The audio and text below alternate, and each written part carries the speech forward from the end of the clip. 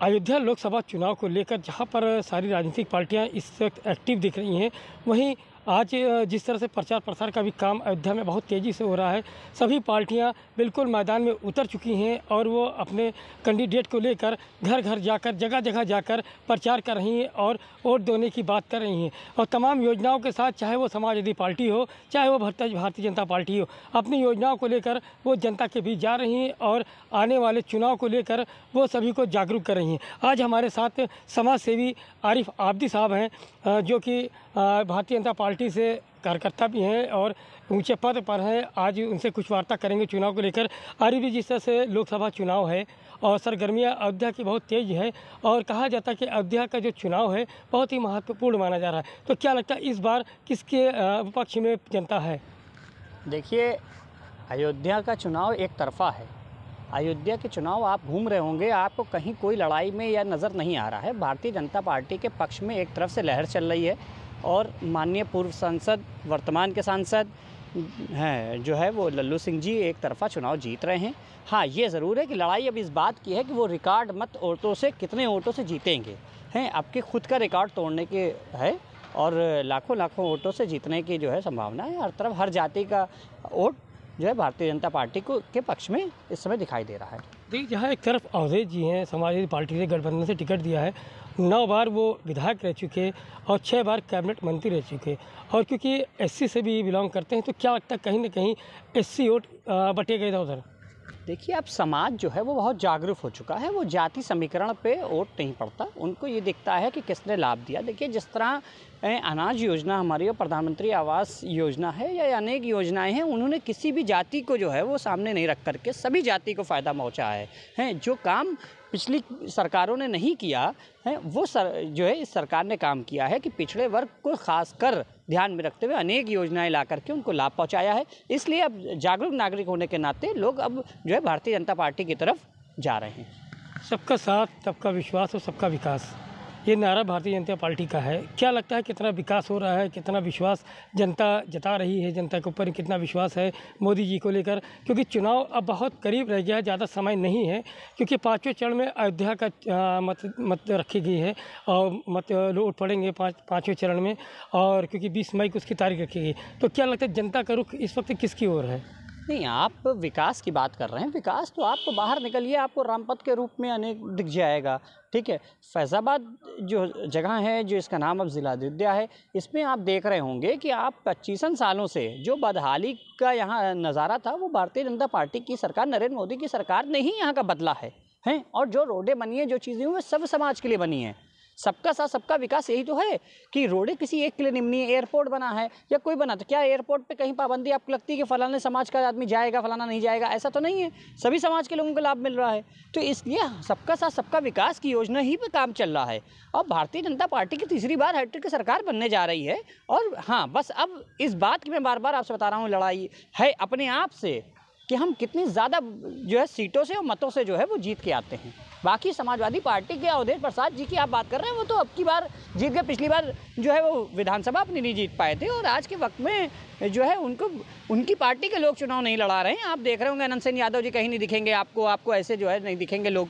आपको उनकी पार्टी के लोग देखिए, उनके साथ नहीं दिख रहे हैं। तो वो चुनाव तो कहीं है ही नहीं। पहले तो अपनी पार्टी के अंदर चुनाव लड़ ले। वो बेरोजगारी और क्या बोलते हैं महंगाई पर सरकार किसी तरह का रोक नहीं लगा पा रही। लगातार महंगाई चरम सीमा पर है, तो क्या लगता है पहले सरकार को इसके बारे में, जनता के हित के बारे में सोचना चाहिए? देखिए, जब महंगाई तब बढ़ती है जब सहूलियतें दी जाती हैं। सरकार ने सहूलियतों के लिए इतने काम बढ़ाए आगे हैं, तो कहीं ना कहीं सरकार को फंड भी तो चाहिए।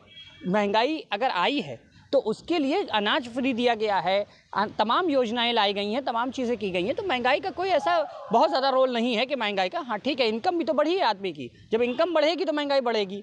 आप सन 80 में चले जाइए, सन 78 में चले जाइए, तो उस समय सैलरी अगर 100 रुपया थी तो जो है चीज़ें बहुत सस्ती थी। आज 100 रुपये का 10,000 रुपया हो गई, 1 लाख रुपया सैलरी हो गई है। तो उसका कोई उस कंपैरिजन में अगर आप देखेंगे तो महंगाई आपको नज़र नहीं आएगी। अभी आप चौड़ीकरण की बात कर रहे थे कि विकास हो रहा है, चौड़ीकरण हो रहा है, लेकिन जहाँ तक जनता का है, जिनका घर या दुकानें जो टूटी हैं, उनको पूरी तरह से अभी मुआवजा नहीं मिल रहा है। जो मुआवजा होना चाहिए वो मुआवजा उन तक पहुँच नहीं रहा है। तो कहीं ना कहीं रोष जनता में इस चीज़ को लेकर दिख रहा है। नहीं नहीं, किसी में रोष नहीं है। मुआवजा की बात समझ लीजिए, मुआवजे में कोई ऐसी दिक्कत नहीं है, मुआवजा सबको बराबर से बांटा गया है, ठीक है। हाँ, दूसरी चीज़ है, गवर्नमेंट की जो ज़मीनें थी, लैंड थी, उस पर आप अगर मकान बना करके रह रहे थे तो गवर्नमेंट ने ये किया हुआ था कि आपको हस्तक्षेप नहीं था। गवर्नमेंट को जब ज़रूरत पड़ी तो गवर्नमेंट ने उस ज़मीनों को लिया और आपको मुआवजा दिया। हाँ ठीक है, हर आदमी की इच्छा अपनी अलग होती है। वो इच्छा थी कि हमको इतना मिलना चाहिए, मेरा घर इतना है, तो ये हुआ है। बाप दादा के ज़माने से वो रह रहे थे, उनको पता ही नहीं था कि मेरी ज़मीन किसकी है। ये है, उसके अलावा कोई नहीं। गवर्नमेंट ने एक निगाह से सबको जो है मुआवजा दिया है, ना किसी को गरीब समझा, ना अमीर समझा है, ना किसी जाति का समझा है। जो एक जाति के आदमी को मिला होगा वो दूसरे जाति के आदमी को मिला होगा। सबका साथ सबके विकास के नाम पर जो है योजना पे चल रही है। मैं उसका उदाहरण हूँ। मैं आज भारतीय जनता पार्टी में, आरिफ आब्दी मेरा नाम है, मैं रह रहा हूँ। लोग कहते हैं कि ये पक्षपात है, मुझे तो कहीं नहीं दिख रहा है। मैं जाता हूँ, वही इज़्ज़त मुझको जो कल मिल रही थी वो आज मिल रही है, तो किस बात की जो है वो है। हाँ ठीक है, अगर आप किसी धारणा से लेके बैठे हैं तो आपको ज़रूर जो है ये नज़र आएगा कि हाँ यहाँ पर ये काम नहीं हो रहा, वहाँ नहीं हो रहा है। जैसे बीजेपी 400 सीट की बात कर रही है, तो किस बिहार पे कह रही है कि हम 400 पार आपकी, मतलब किस बिहार पे?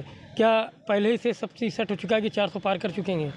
ये देखिए, भारतीय जनता पार्टी जो 400 पार कह रही है वो अपने विकास, अपने काम के आधार पे कह रही है। जो उसने काम किया है, जो योजनाएं लाए हैं, जो उन्होंने देश के लिए तरक्की की है, जो आज पूरे वर्ल्ड में जो नाम है भारत का, वो इसलिए है क्योंकि जो है इस आधार पे कह रही है कि 400 पार करेंगे।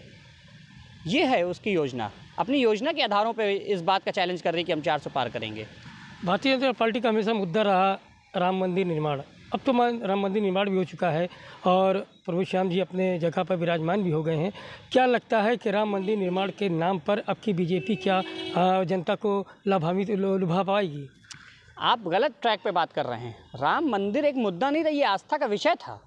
ये आस्था का विषय था और भारतीय जनता पार्टी ने हमेशा अपनी आस्था पर विश्वास जताते हुए, अपने जानते हुए कि ये हिंदू बहुल क्षेत्र है, जो इंडिया भारत है हमारा, वो हिंदू बहुल क्षेत्र है, इसकी आस्था को समझते हुए उन्होंने कहा था आस्था क्या आस्था सिर्फ बीजेपी में है और पार्टियों में नहीं है? नहीं, बिल्कुल कहाँ मना किया। जब राम मंदिर का इनॉग्रेशन हुआ तो सभी पार्टी के नेताओं को इन्वाइट किया गया। जिनके अंदर आस्था थी वो आए, जिनके अंदर दिखावा था, आस्था नहीं थी, वो नहीं आए। इसी से आपके सामने आता है ना, अगर उनके अंदर आस्था थी, राम जी को मानते थे, तो क्यों नहीं आए वो क्यों? भाई राम जी के दर्शन करने उनको बुलाया गया था ना, वो आते क्यों नहीं आए? आज तक उनको फुर्सत नहीं हुई कि राम जी के वो दर्शन कर लें। भव्य मंदिर बनने से क्या उनको तकलीफ है? क्यों नहीं आ रहे हैं? क्या वजह रही है? इससे समझ में आता है कि एक आदमी सेवा भाव से कार्य कर रहा है और एक लोग हैं कि दर्शन करने नहीं आ रहे हैं। उसके बाद आप कहेंगे कि जो है राम जी जो है वो खाली भारतीय जनता पार्टी तो सेवा भाव से काम कर रही है ना राम मंदिर के लिए। आप आइए, आप भी सेवा कीजिए, आपको कहाँ रोक रहे हैं? हमने तो इन्वाइट किया था आपको आने के लिए, आप नहीं आए। पब्लिक देख रही है, पूरा देश देखा कि आप राम विरोधी हैं, इसीलिए नहीं आए। ये है वजह। नहीं, विपक्षियों को दिया, लेकिन शंकराचार्य जैसे जो मेन थे उनको तो इनवाइट नहीं किया इसमें।